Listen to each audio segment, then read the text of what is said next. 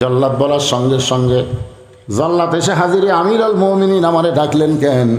বলে ডাকার কারণ হলো আমার আবু শামা মদ পান করছে। সমস্ত সাহাবীরা চমকে উঠছে, এই জিনিসটা কেউ জানতো না। ওমর ফারুক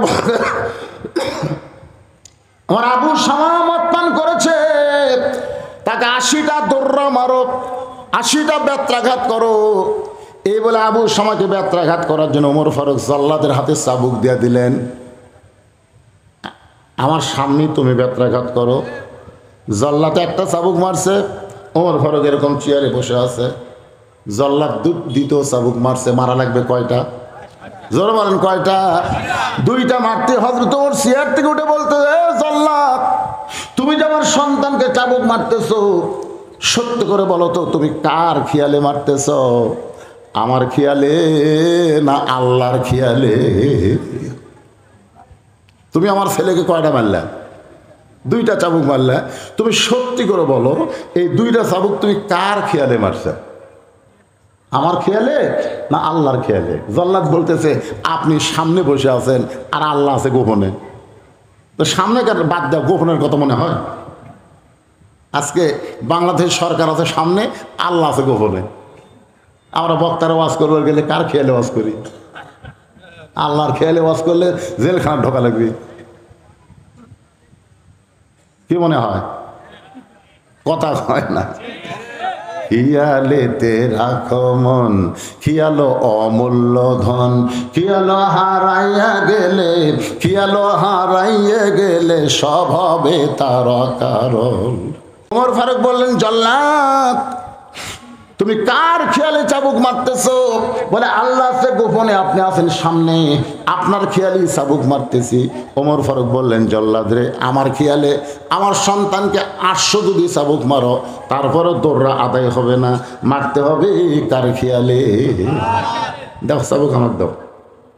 তুমি কি মনে করো আমি আমার সন্তানকে ভালোবাসি না? আমার খেয়ালে আমার সন্তানকে চাবুক মারতেছো, সেই চাবুক আমি কাইরা নিয়া নিজে দৌড়া মারবো। তার মানে কি মনে করতেছো তুমি জল্লাদ হয়ে আমার সন্তানকে ভালোবাসো, আমি আমার সন্তানকে ভালোবাসি না? দুনিয়াতে বাবা হলো 2 রকম।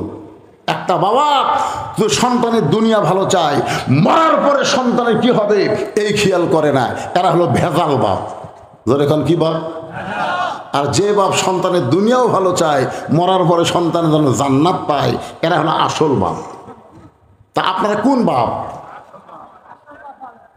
না না, আপনারা যে এটি বাপ নাই, আপনার কি বাপের দল আছে না নাই? আপনার কোন বাপ? আপনি একলাই ফজরের নামাজ মসজিদের সামনে কাতারে পড়েন আর আপনার আইডিয়া ঘুম পাড়ে। আজানের আগে আইডিয়া ছিল 3.5 হাত, আইডিয়া 3.5 হাত ছিল, আজান শোনার পর 2.5 হাত আছে। এরকম ছেলে আছে না নাই? যেরকম আছে না? আজানের আগে 3.5 হাত। যখন আজান শুরু হয়েছে ফজরের আর সালাত তো খায়রুল নাম শোনার সাথে সাথে ওই ল্যাপ দিছে মাথার ওপর, ল্যাপ মাথার ওপর দিছে। এখন পাও যেবার হয়, পাও টানা বুকের কাছে থুছে, বেড়া থেকে মনে হচ্ছে চাউলের বস্তা ঠেকাতে থেকে, রে পাও নেই মাথাও নেই। বাপ আস্তে আস্তে ঘরের মধ্যে গিয়ে ল্যাপ টান দিয়ে দেখে ল্যাপের ভিতরে ব্যাটার সাইজ আর সকালবেলা সাইড টিপে কুত্তের সাইজ একই সাইজ। আপনি বাবা, আপনি খেয়াল করে দেখেন আপনার 17 বছর একটা সুন্দরী মেয়ে, যে মেয়ের জন্য গোটা হারিয়ে গেছে যুবকেরা পাগল, এরকম সুন্দরী আসলে নাই? জোরে কেন আসলে না? গোটা হারিয়ে গেছে যুবকেরা জানে অমুকের মেয়ে খুব সুন্দরী রে, ও রে বাবা রে, এবার ঈদের মধ্যে আসছিল রে, সেই রে পরিমণি ফেল রে। আপনি বলেন আপনার মেয়েকে গ্রামের ছেলেরা দেখে পরিমণি খায়, আর আপনি বাবা হাদি সাহেব আপনি 5 ওয়াক্ত নামাজ পড়ে আপনি জান্নাতে যাবেন? জান্নাত কি মামা বাড়ির কাছে? আপনার মেয়েকে, যুবতী মেয়েকে, 16-17 বছর মেয়েকে গোটা পাড়ার একটা যুবকও দেখা চলবে না। জোরে কোন কথা ঠিক কিনা? যুবকেরা যেন দেখবার না পায় সেই ব্যবস্থা আপনাকে করা লাগবে। আল্লাহ রাসূল ফাতেমার সামনে দাঁড়িয়ে বললেন, ফাতেমা তোমার বাবা নবী বলে আল্লাহ তোমাকে জান্নাত দিবে এইটা কখনো মনে করবা না। তোমার বাবা বিশ্ব নবী বলে আল্লাহ তোমাকে জান্নাত দিবে এইটা কখনো মনে করবা না। জান্নাতে যদি যাবার চাও ফাতেমা, জান্নাতের আমল করে জান্নাতে যেতে হবে। কে বলতেছে? কথা কয় না, কে বলতেছে? আল্লাহর নবী তার মেয়েকে বলতেছে। ফাতেমা চোখের পানি বের করে বলে, বাবা এতদিন মনে করতাম আমার বাবা বিশ্ব নবী, আল্লাহ আমাকে জান্নাত দিবে। রাসূল বলে, ফাতেমা এটা কখনো মনে করবা না, জান্নাতে যেতে গেলে তোমাকে আমল করা লাগবে। ফাতেমা বলে, বাবা কি আমল করব যে আমল করার কারণে আল্লাহ আমাকে জান্নাত দিবে? রাসূল বললেন, মাত্র 4টি আমল করবে মা, 4টা আমল করলে আল্লাহ তোমার জন্য 8টা জান্নাতের দরজা খুলে দিবে। এ মায়েরা, যারা পর্দার অন্তর আছেন একটু মনোযোগ দিয়ে শোনেন। 1 নম্বর আমল হলো 5 ওয়াক্ত নামাজ। মেয়েরা হয়তো মসজিদে 5 ওয়াক্ত নামাজ পড়তে পারবে না, যখন মসজিদে নামাজের আজান দেয়, ওই আজান দেওয়ার পরপরই ওয়াক্তের মধ্যেই যদি নামাজ পড়ে, রাসূল বলেছেন পুরুষেরা মসজিদে নামাজ পড়ে যে সওয়াব পাবে, মেয়েরা বাড়িতে নামাজ পড়লে একই সমান সওয়াব আল্লাহ দিয়ে দিবে। তবে ওয়াক্তের মধ্যে পড়তে হবে। মেয়েরা দেখবেন রোজা থাকার দিক দিয়ে পটু, কিন্তু নামাজের দিক দিয়ে একটু অলস। এবারে কথা কন না ঘর, আপনার বাড়ির বৌমা নাই, বুঝতে পারছেন না? না হলেও 100 মেয়ে আমার মোবাইল করতে, হুজুর সাওয়ালের রোজা যে 6টা রোজা, এটা কি এই মাসেই করা লাগবে না অন্য মাসে খোলে চলবে? তা আমি বলছি মা এই মাসে। একটা মরদ আমাকে আজ পর্যন্ত মোবাইল করেন, হুজুর এই যে 6টা রোজা, দেখবেন মরদেরা কিন্তু এই 6 রোজা নাই, কিন্তু মেয়েরা শতকরা 100 জনে এই 6 রোজা করতেছে। রোজার দিক দিয়ে 1 নম্বর, কিন্তু নামাজের ব্যাপারে মায়েরা শোনেন, 1 নম্বর হলো নামাজ, 2 নম্বর হলো রমজান মাসে রোজা, 3 নম্বর স্বামীর কথা মতো চলা, আর 4 নম্বর হলো সতীত্বের হেফাজত, পর্দা করা। ফাতেমা বললেন, বাবা এই 4টি আমলের মধ্যে সবচাইতে গুরুত্বপূর্ণ আমল কোনটা? রাসূল বলেন, ফাতেমা 24 ঘন্টার মধ্যে 5 বার নামাজ পড়লে হবে, 12 মাসের মধ্যে 1 মাস রোজা রাখলে হবে। স্বামী যখন কাছে থাকবে স্বামীর খেদমত করলেও চলবে, কিন্তু সতীর হেফাজত, পর্দা করা এর কোনো সময় নাই মা, এটা সব সময় করতে হবে। পর্দার কোনো সময় আছে নাকি? বুড়ি হলে দাদির গাঁত বোরকা আছে, লাতির গাঁত নাই। কে দাদি বোরকা পড়ছেন কেন? মরা লাগবি ভাই, বোরকা মরার জন্যে, অথচ নাতির গাঁত নাই। আপনারা বলেন, আপনাদের গ্রামে কেউ যদি 50 বছর আমের গাছের গোড়াত বেড়া দেয়, এবারে বেড়া কেন? গরু ছাগল যদি খায়, গরু ছাগল 50 বছর আমের গাছ খাবি?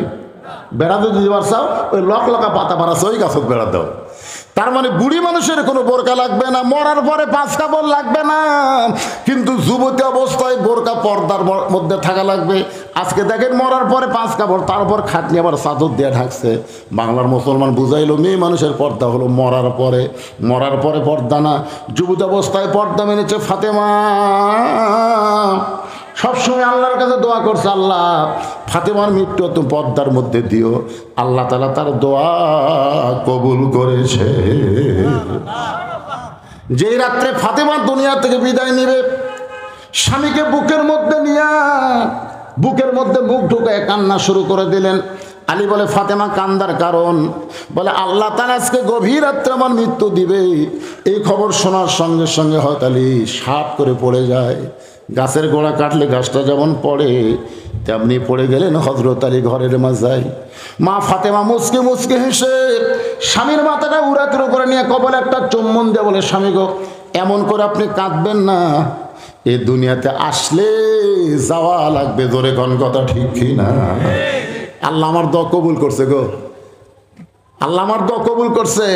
কিন্তু আপনার জন্য 3টা দায়িত্ব। 1 নম্বর দায়িত্ব হলো রাতের অন্ধকারে আমাকে দাফন করবেন।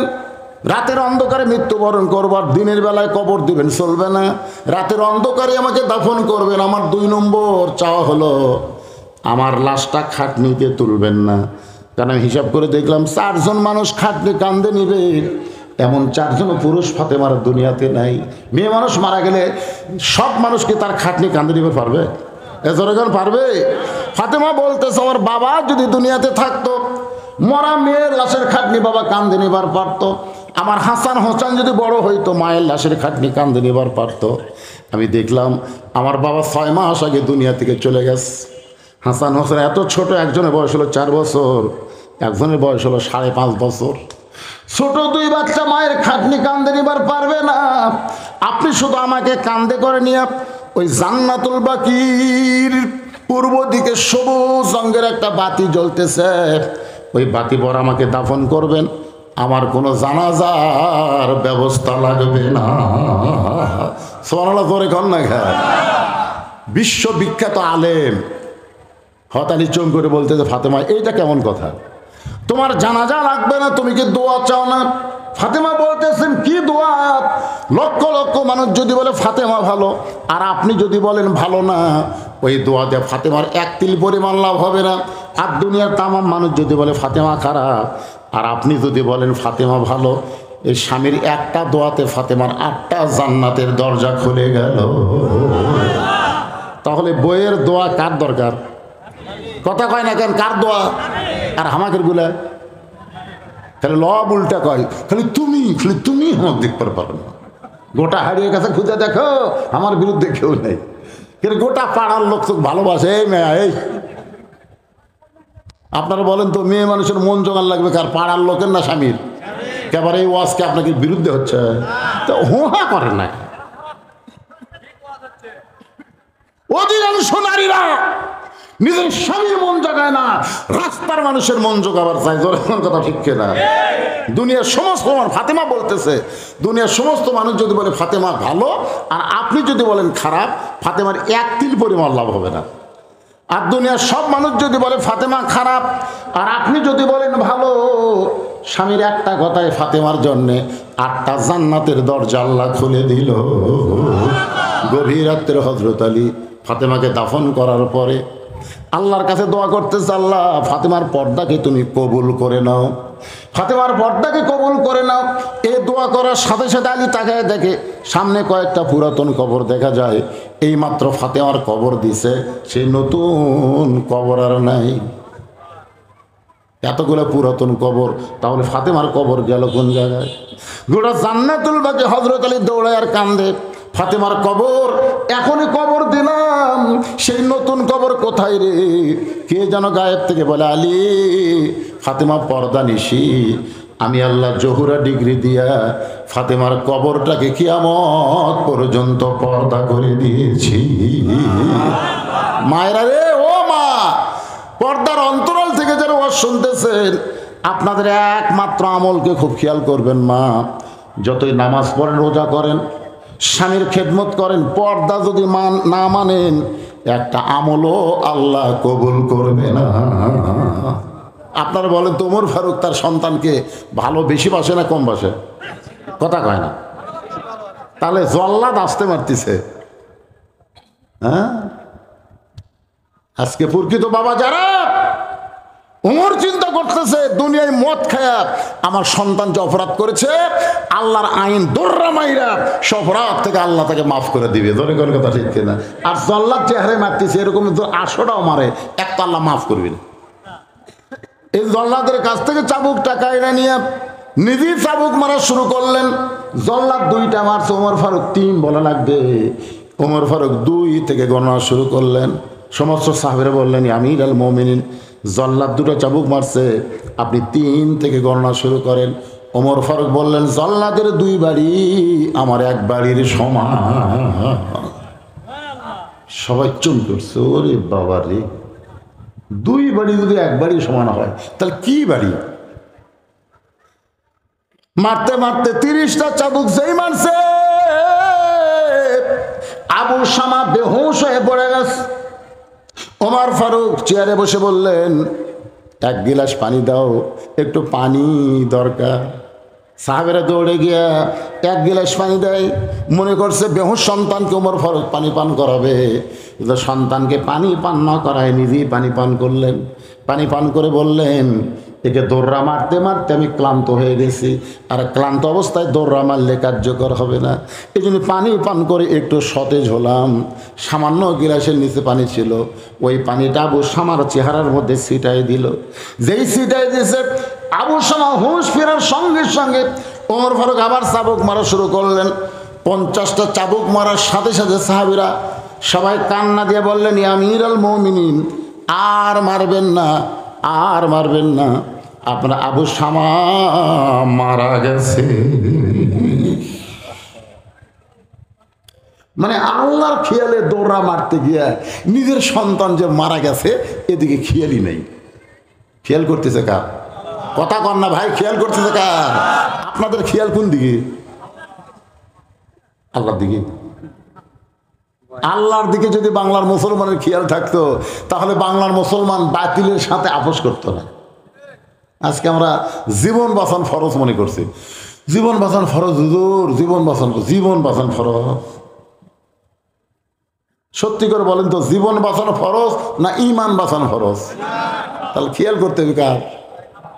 আসরের নামাজ পড়ে জমির ধান দেখবার গেছে, ধান দেখবার যায় দেখে উপর জমির পানি চলমল করতেছে, নিচে ওর জমির পানি নেই। এত পানি উপর জমি, খামারটা নাই। চারিদিকে থাকে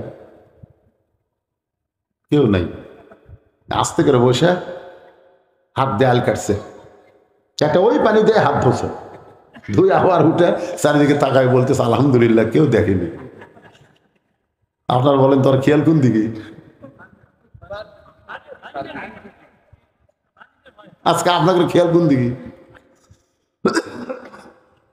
আমার এলাকার এক হুজুর বলছে, হুজুর ভালো মতো দোয়া করবেন যদি ইমামতি রক্ষা করবার চান। হুজুরকে দোয়া ভয়ের খেলায় দোয়া করতেছে, রব্বানা আতিনা ফিদ দুনিয়া হাসিনা অফিল আখিরাতে হাসানা ওয়াকিনা আযাবান্নার। মানে ভয়ের ঠেলায় রব্বানা আতিনা ফিদ দুনিয়া হাসিনা, দুনিয়া হাসিনা আখিরা হাসানা। খেয়াল কোন দিকে? এই কথা বল না কেন, খেয়াল কোন দিকে? কোরআনের মাহফিল বসেছেন, অন্য খেয়ালে কাম করবেন।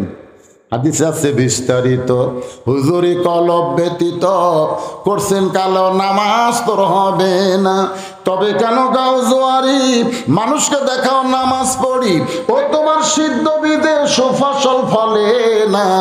আজও কেন আল্লাহর নামাজ ধরতে পারলা না? আল্লাহ কয় নামাজের জোরে ফায়েসা কাজ যাবে দূরে। পাক কোরআনে রয়ে আছে ঘোষণা, এখন আকাম কুকাম নামাজ রোজা একসাথে বান্ধিয়া বোঝা জাহান্নামে দিয়া সরওয়ানা। আজও কেন আল্লাহর নামাজ ধরতে পারলা না? সমস্ত সাহাবেরা কান্দার বলে, আমিরুল মুমিনিন আর মারবেন না, আর মারবেন না। আবু শামা দুনিয়া থেকে বিদায় হয়ে গেছে। সঙ্গে সঙ্গে হযরত ওমর হাঁটু গেড়ে বসে সন্তানের শরীরের দিকে তাকায় দেখে অনেক জায়গা কেটে রক্ত বের হয়ে গোটা দেহ রক্তাক্ত হয়ে গেছে। এতক্ষণ যে মারছে দেহ কাটা রক্ত বের হয়েছে, ওদিকে ওমরের খেয়াল নাই। কিন্তু যে মাত্র শুনছে সন্তান মারা গেছে, তখন সন্তানের সামনে হাঁটু গেড়ে বসে সন্তানের থুতুনির তলা হাত দেয়া বলে, বাবা দুনিয়ার সমস্ত মানুষ বলবে ওমর বড় নিষ্ঠুর, তার সন্তানকে দৌড়া মারতে মারতে হত্যা করেছে। কিন্তু বাবারে আমি তো জানি আমি নিষ্ঠুর না, আমি তোকে জান্নাত পাওয়ার আশায় দৌড়া মারছি বাবা। দুনিয়ার সমস্ত মানুষ জানবে ওমর নিষ্ঠুর, কিন্তু আমি তোরে দৌড়া মারছি। দুনিয়ার কষ্ট তুই সহ্য করতে পারবি বাজান, জাহান্নামের আগুন তুই কেমনে সহ্য করবি? এই দিনে তোর খেয়াল অন্তর থেকে বের করে দিয়া আমি আল্লাহর খেয়ালে চাবুক বাড়ছি। দুনিয়া থেকে বিদায় নিয়েছিস আবু শামা রে, নবীর সাহাবীরা। আবু শামা দুনিয়া থেকে বিদায় নেওয়ার পরে 5টা কাজ, জোরে বলেন কয় কাজ? 1 নম্বর কাজ হলো কবর খোঁড়া। তোমরা কেউ কেউ আবু শামার জন্য কবর খোঁড়ো। আমরা মরে যাওয়ার পরে প্রথম যে কাজটা আমাদের, সেই কামটা হলো কবর। জোরে বলেন নাম কি? 3 তলা 4 তলা। একজনে কি বলবে হুজুর ওই যে 3 তলা এত সুন্দর করে বানাইছে, মরে গেছে আমরা 3টা দিন এই 3 তলার মধ্যে রাখবার চাই? কেউ বলবে? কবর খনন করে। এই জন্য রাসূল বলেছেন যখন কোনো মুসলমান মারা যাবে ওই মুসলমানের কবর কোনো বেঈমান করতে পারবে না, মুসলমানের কবর করতে হবে মুসলমান। এই জন্য নামাজি ব্যক্তি মারা গেলে তার কবর বেনামাজি খোঁড়া যাবে। আপনাকে এলাকাত কবর কারা খোঁড়ে? নামাজরাই খোঁড়ে। হ্যাঁ, খুব ভালো আপনারা। আমার এলাকাত কেউ মরলে ওরাই 5 জন, ওরা গোটাল এলাকা চুক্তি লিখে কেউ মরলি ওরা। এখন বাপ মরছে, ছেলের কাছে বলতেছে তোর বাবার কবর খোঁড়ে যাচ্ছি, 5 প্যাকেট সিগারেট দাও। এখন 5 প্যাকেট সিগারেট দিছে, ওরা 5 জন 5 প্যাকেট লিয়া গোরস্থানত গেছে। যাই কোদাল মারতেছে ওর মুখে তো সিগারেট, যাই কবর সমান করতেছে ওর মুখে তো একটা, যাই মাটিতে হামার করতেছে, ওর তো কিছুই নাই। তাহলে এই যে আমার বলতেছে কারণ কি? আল্লাহ বলে মাতাল হসে রে, মাতাল হসে। দুনিয়ার মহব্বতের মত কেউ যদি একবার ভিতরে ঢোকায়, ওই আজরাইল না দেখা পর্যন্ত হুঁশ ফিরে পায় না। ধরে কোন কথা ঠিক কথা কন না কেন? এই জন্য আল্লাহ বলেন ওয়ানফিকু মিম্মা রাযাকনাকুম মিন ক্বাবলি আইয়াতি আহাদাকুমুল মাউত ফায়াকুলা রাব্বি লাউলা আখারতানি ইলা আজালিন করিব। এখন তার সিঁড়ি লাগে না, লিফট দিয়ে, লিফট 20 তালা তুলছে, ওটা বলতেছে আমার বাড়ি, আমার ঘর, আমার নামাই কে? কয় তালা তুলছে? নিচের দিকে তাকে দেখে 1 তালা 2 তালা সব হাত তলে পড়ে আছে রে, আমি সবার উপর, আমার নামাইকে। এই কয়ে বুকে তাকে খাওয়া মারতেছে। ইতিমধ্যে আজরাইল এসে বলতেছে ভাই চ যাই। তখন বলতেছে তুই খেরে, হার নাম আজরাইল ভাই। আমি কোনোদিনও কল্পনা করিনি রে আমাকে নিচে যাওয়া লাগবে, খালি নিচে না মাটির নিচে ঢোকা লাগবে। কথা কম না আর কাজ করে দেখতেছে 5 তালা বানাতে হচ্ছে, 6 তালা রড বার করে থোছে। কি আপনার কোন তুই ভালো আছে না মাতাল আছে? কথা কন না কেন? মাতাল হয়নি? তোমাকে থাকা লাগবে কবরের মধ্যে, আর তুমি 5 তালা বানানোর পরেও তুমি রড বার করে রাখছো, আর 1 তালা বানাবা, তাহলে ওখানে কমে যাবে। যাওয়ার কথা খেয়াল নেই, মানে এমন মদ খাওয়া খাচ্ছে যাওয়ার কথাই খেয়াল নেই। অথচ আল্লাহর কাছে বলে আইছে মিনহা খালাকনাকুম ওয়া ফিহা নুয়ুদিকুম ওয়া মিনহা নুখরিজুকুম তারাতান উখরা। তাহলে ওই ব্যক্তি হলো সবচাইতে বড় মাতাল, যে দুনিয়ার মহব্বত কলিজার মধ্যে ঢুকাইছে, আজরাইল না দেখা পর্যন্ত তার হুঁশ হবে না। এখন আপনারা বলেন, আমরা বলি আমরা কি সেই মাতাল? কেন ভাই কথা কন না কেন? মুখ দেখালি কবি না, অন্তত চিন্তা করে দেখেন তো। আপনি কোনোদিন বলেননি এ বাসা আমার, বলেননি এই জমি আমার, এই পুকুর আমার, তাহলে আপনি বলছেন তো। সাহাবেরা বললেন হুজুর তাহলে আমরা কিভাবে বলবো? আল্লাহ রাসূল বললেন এইভাবে বলবা, ওই বাড়ি আমি দেখাশোনা করি, ওই পুকুর আমি দেখাশোনা করি, ওই জমি আমি দেখাশোনা করি, মূল মালিক আমি না, মূল মালিক হচ্ছে আমার আল্লাহ। পরের জায়গা পরের জমি, গানটা গাইলে গুনাহ হবে না। পরের জায়গা পরের জমি ঘর বানায় আমি হিরোই, আমি কিন্তু জায়গার মালিক নই। কে রে যুবক রে, এগুলো গান গাইলে গুনাহ হবে? এখন সব গান আছে, নতুন নতুন গান। একজন মানুষ হইয়া তুমি কয়জনকে বিলাও মন। আপনারা বুঝবেন না, এরা বুঝতেছে। মুখে তোমার ভালোবাসা অন্তর কয়লার মতন, মুখে ভালোবাসা বলো অন্তর দিয়া বাসনা, বন্ধু তোমার ধরন ভালো না। কি এগুলা গান গাইলে কোনো সব নাই। আর এই গানটা গাও, প্রত্যেক হরফে হরফে সব পাবা। পরের জায়গা পরের জমি, সবাই কম, পরের জায়গা পরের জমি ঘর বানায় আমি রই, আমি কিন্তু জায়গার মালিক নই। জমিদারের ইচ্ছা মতন দেই না জমিন চাষ, তাই তো ফসল ফলে না রে দুঃখ 12 মাস। আমি খাজনাপাতি সবই দিলাম, খাজনাপাতি সবই দিলাম, তবু জমিন হয় যে নিলাম, দুঃখের কথা কারে কই। পরের জায়গা পরের জমি ঘর বানায় আমি রই, আমি কিন্তু ঘরের মালিক না। উমরের চোখ দিয়ে দর দর করে পানি পড়ার কারণ হলো, সন্তান যখন বাবা বাবা বলে ডাকে, যত পাষাণ বাবা হোক না কেন, ওই সময় বাবার অন্তর জান্নাতের শান্তি বাবা। বাবা গো, আপনার ছেলেকে এভাবে কে মর্মা দিয়ে বানছে বাবা? আমার কষ্ট হয় বাবা। বাবা বাবা বলে যখন কাঁদতেছে, উমরের চোখটা পানি পড়তেছে, কারণ সন্তান যখন বাবাকে বাবা বাবা বলে ডাকে, বাবার অন্তরে তখন জান্নাতের একটা শান্তি আসে। আর এই শান্তিতে বাবা সারা জীবন যা কামাই করে সব সন্তানকে দিয়ে দেয় কি দেয় না? কি দিয়েছেন আপনি? আপনি আপনার বাবাকে কি দিয়েছেন? কি দিয়েছেন? খালি বাবা বাবা বলে দেখেই বাবার কলিজা আপনি শান্তি করে দিয়েছেন। আর কতগুলো সন্তান আছে বইয়ের বুদ্ধি শুনে আর বাবাও ডাকে না। এরকম আছে না নাই? আগে হারিয়ে গেছি যে থাকতো বাপ মার সাথে, বিয়া করার পর বউ যে কি কান মন্ত্র দিছে, আর এই গ্রামে থাকে না, এখন নওগাঁ শহরে বাসা করছে, বউ লিয়ে ওই বাসার থাকে। বাবা একদিন অসুস্থ হয়ে গেছে, অসুস্থ বাবা ভালো ডাক্তার দেখাতে গেছে, ডাক্তারের মোড় আছে না নাই? নগদ আছে না নাই? বড় ডাক্তার, একে সিরিয়াল দিতে দিতে রাত 9টা বেজে গেছে। রাত 9টার সময় এখন চিন্তা করে এত রাত্রে হারিয়ে গেছি, যাই না বেটার বাসার যাই। মন বলতেছে কে এত কষ্ট করে হারিয়ে গেছে, জালেবে কেন, বেটার বাসার যা। বাবা ইচ্ছা করে কোনোদিন বেটার বাসায় যায় নাই, কারণ বাবা জানে আমার ছেলে নষ্ট হয়ে গেছে ওর বইয়ের কারণে। ধরে কোন কার কারণে? কিন্তু আজকে বেকায়দা 9টার সময় যায়, ছেলের নাম রাখছে ভালোবারে আব্দুল্লাহ, ভালো নাম, ভালো না?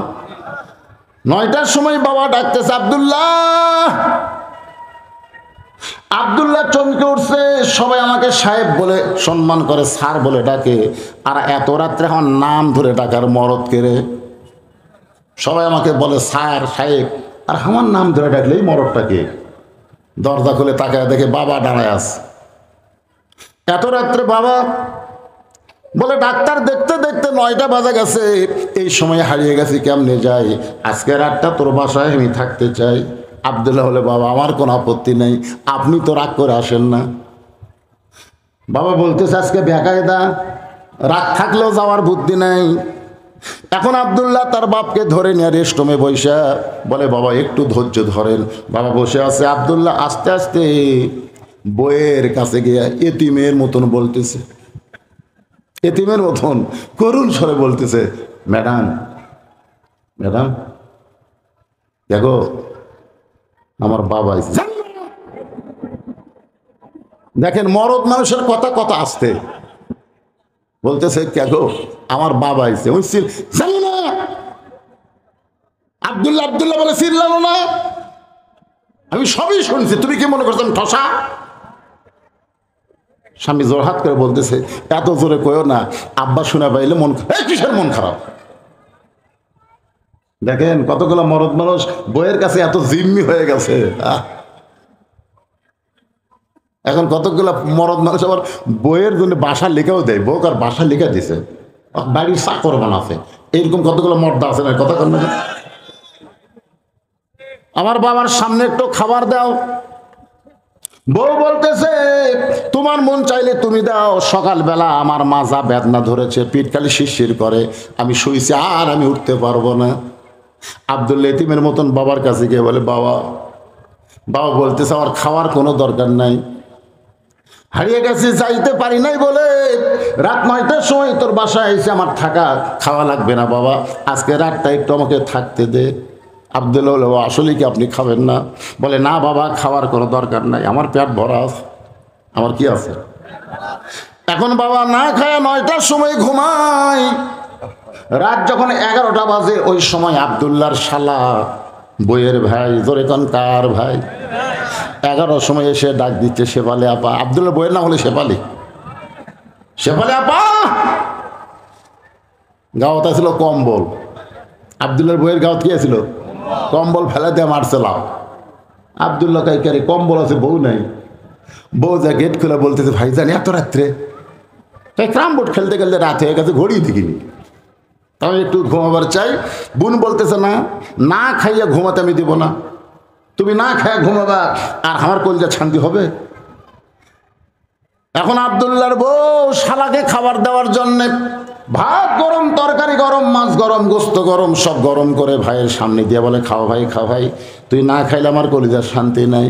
আব্দুল্লাহ ঘরের মধ্যে চিন্তা করে আমার বাবা 9টার সময় আইছে, ওর মাজা বেদনা, আমার বাবাকে খাবার দিল না, বাবা না খাইয়া ঘুম পাড়তেছে। আর ভাইয়ের সামনে খাবার দেয়া বলে খাভাই বার হয়ে দেখে 5 তরকারি গরম ভাত, শালার মাথায় বইয়ের হাত। কয় তরকারি? গরম ভাত। আর শালার মাথায় হাত দিয়ে বলছে আর এক টুকরা খাবাই, আর এক টুকরা না খাইলে আমার কলিজার শান্তি নাই। আব্দুল্লাহ চুপিয়ে বাবা যেই ঘরে ঘুমায় ওই ঘরে জানলার পাশে গিয়ে তাকায় দেখে জিরো বাল্বের আলোতে বাবার শুকনা মুখটা দেখতে পায়। বাবার শুকনা মুখ দেখেছে আর আল্লাহর কোরআন এসে আব্দুল্লাহর সামনে বলতেছে ওয়াকাযা রাব্বুকা আল্লা তা'বুদু ইল্লা ইয়াহু ওয়া বিল ওয়ালিদাইনি ইহসানা। আল্লাহ রাসূল বলেছেন বাপ মা পাওয়ার পরেও নিজের গুনাহ যারা মাফ করে নিতে পারলো না তারা ধ্বংস হয়ে যাক। সাহাবারা বললেন হুজুর বাপ মা জীবিত থাকার পরেও যে সন্তান নিজের গুনাহ মাফ নিতে পারলো না, গুনাহটা কিভাবে মাফ নেবে? আল্লাহ রাসূল বললেন বাপ মার খেদমত করবে, বাপ মার মনে আনন্দ দিবে, বাপ মাকে সুখ দিবে, তাহলে বাপ মা দোয়া করবে, আল্লাহ সেই দোয়া তার জন্য একটা জান্নাতের দরজা খুলে দিবে। আল্লাহ কোরআনে বলতেছেন আল্লাহর ইবাদতের পরে বাবার প্রতি দয়া করো, ইহসান করো, ভক্তি করো। কোন সন্তান মহব্বতের নজরে বাপমার মুখের দিকে যদি একবার তাকায় তার আমল নামায় আল্লাহ খুশি হয়ে একটা কবুল হজের সওয়াব দিয়ে দেয়। আল্লাহর কোরআন বলতেছে আব্দুল্লাহ তোর বাবা তোকে লেখাপড়া করার জন্য কি করছে রে? নিজে না খাইয়া তোর লেখাপড়া করাইছে, মাটির বিছনায় থেকে বাবা তোরে খাট বানায় দিছে, আজকে সেই বাবা তোর না খায়া ঘুম পাড়তেছে আর শালার সামনে 5 তরকারি গরম ভাত, তোর কি করার কিছুই নাই? বিবেক জাগ্রত হয়েছে। কে জাগ্রত করছে? আল্লাহর কোরআন। আপনার বলেন তো কোরআনে পাওয়ার আছে না নাই? কিন্তু যেই শালারা এই কোরআন পড়া জানে না এরাই তো বাপ মার সাথে খারাপ ব্যবহার করে। আপনি খুঁজলে দেখেন এলাকার কোন আলেম তার বাপ মাকে বৃদ্ধাশ্রমে রাখে নাই। জোরে কোন কথা বলেন না কেন? আজও পর্যন্ত তদন্ত করে দেখা হয়েছে বাংলাদেশের কোন আলেম তার বাপ মাকে বৃদ্ধাশ্রমে রাখে নাই। যারাই রাখছে দেখবেন খুঁজলে। কিছুদিন আগে দেখলাম ঢাকা ভার্সিটির একজন প্রফেসর এখন বৃদ্ধাশ্রমে আছে, তার ছেলেরা সব গেছে আমেরিকার, বুড়ার খোঁজ গেলে।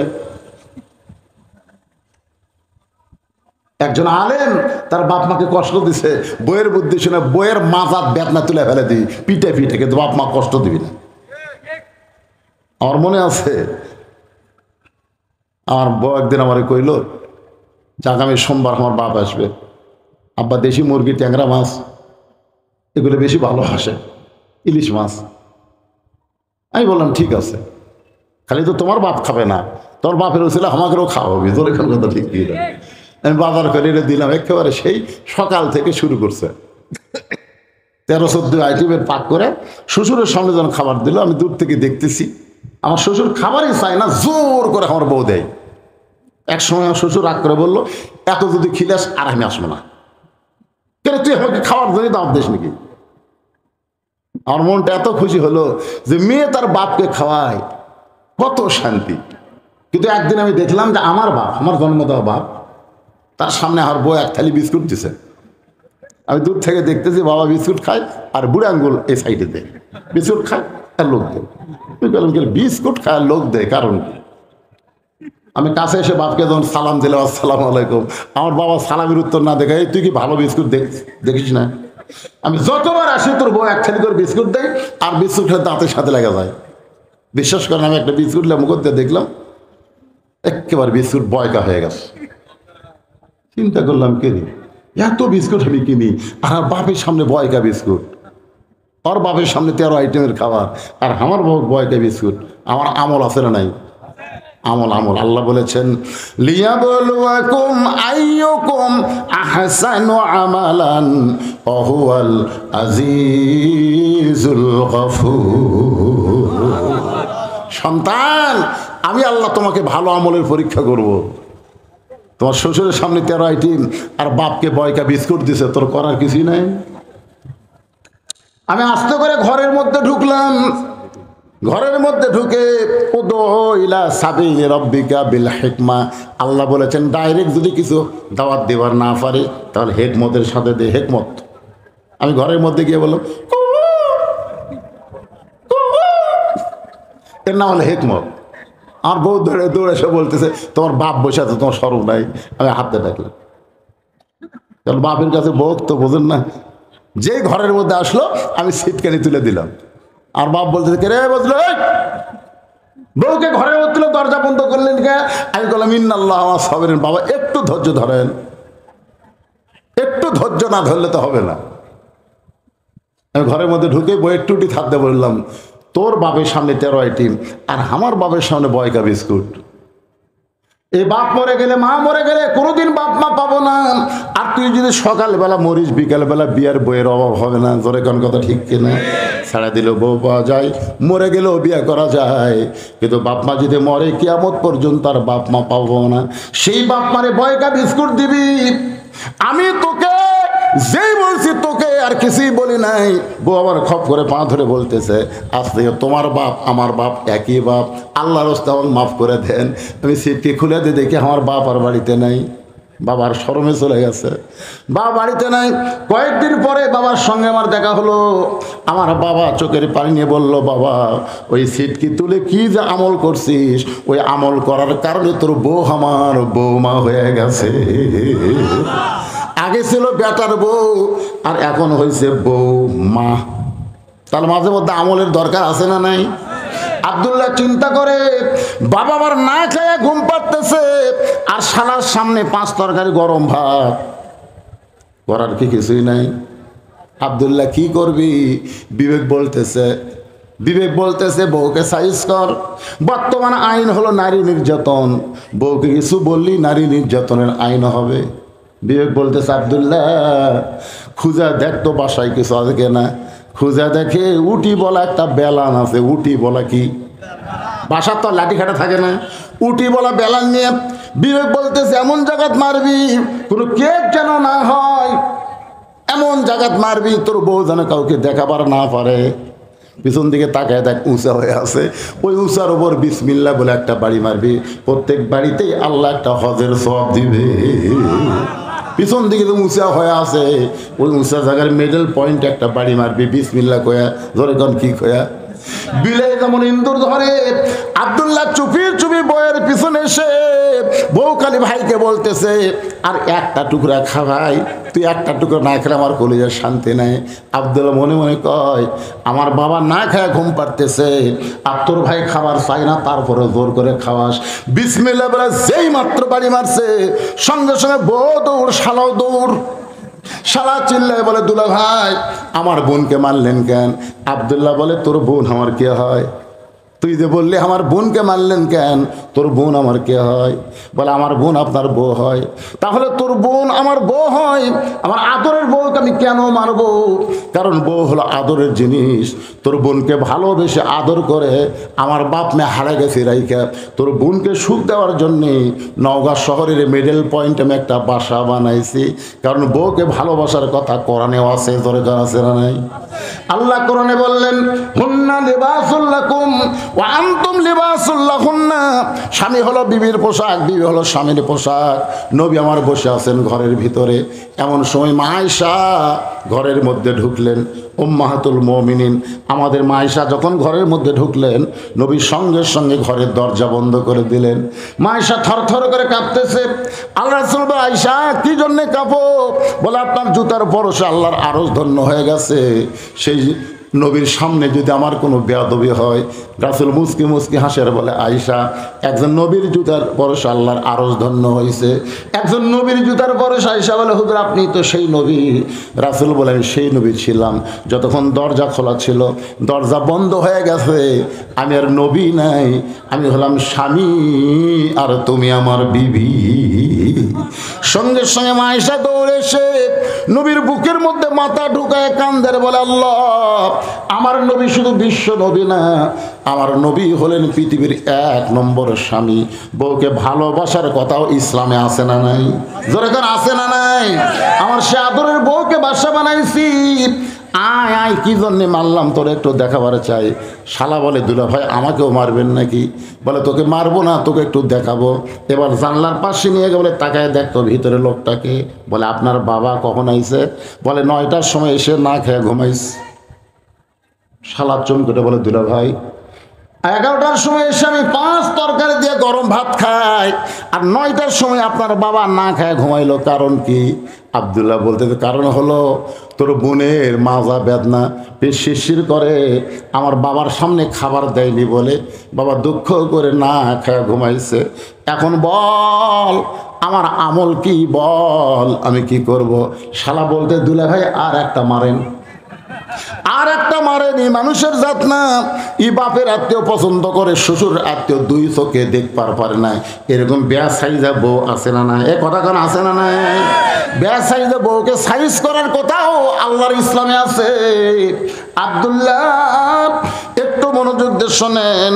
ওমর ফারুকের চোখ দিয়ে দর দর করে পানি পড়তেছে। কিছুক্ষণ আগে সালাম দিলে যেই বেটা আমারই কইছে আপনি কে ভাই, আবার এখনই বলতেছে বাবা আমাকে কেমন ভাই বেঁধে রাখলো, বাবা মেহেরবানি করে আমার পায়ের বাঁধন খুলে দেয়। হযরত ওমর আবু শামাকে বাঁধায় রাখা অবস্থায় চিৎকার করে বললেন জল্লাদ, জল্লাদ। সঙ্গে সঙ্গে সমস্ত সাহাবী চমকে উঠলো। ওমর ফারুক যখন জল্লাদকে ডাকতেছে তাহলে অবস্থা খারাপ। কি ডাকতেছে? জল্লাদ বোঝেন আপনার? জল্লাদ বোঝেন? জল্লাদ শাহজাহান কিছুদিন আগে মুক্তি পাচ্ছে। কি ভাই উকিল সাহেব? জল্লাদ শাহজাহান। আমি ফেসবুকে দেখলাম, খবরে দেখলাম জল্লাদ শাহজাহান অনেক আসামিকে জেলখানায় কি দিছে, বড় বড় মানুষকে ফাঁসি দিছে, ফাঁসি। তো একজন সাংবাদিক বলতে জল্লাদ শাহজাহান ভাই আপনি যে এত মানুষকে ফাঁসি দিলেন, এই ফাঁসি দেওয়ার সময় আপনার অভিজ্ঞতা কি? তখন বলে একটা অভিজ্ঞতা আছে, সেটা বললে আবার হক জেলের জল লাগবে। একটা অভিজ্ঞতা আছে, সেটা বললে আবার হক জেলের জল লাগবে। চিন্তা করেন কি অভিজ্ঞতা। উনি একটু অ্যাঙ্গেলে বলছেন আর ইশারা, যে একজন আসামিকে ফাঁসি দেওয়ার জন্য তাকে নিয়ে আসা হচ্ছে যাদিকে সে নামাজের মধ্যে আছে। তার মধ্যে আছে 12টার সময় ফাঁসি কার্য করা হবে, নামাজ পড়তেছে। 12:15 সময় নামাজ যখন শেষ করলো তাকে বলা হলো চলেন ফাঁসির মঞ্চ প্রস্তুত, আপনি চলেন। সে বলতেছে আলহামদুলিল্লাহ আমার কোনো আপত্তি নাই। এই বলে লোকটা ফাঁসির মঞ্চের দিকে আনন্দ নিয়ে আসতেছে।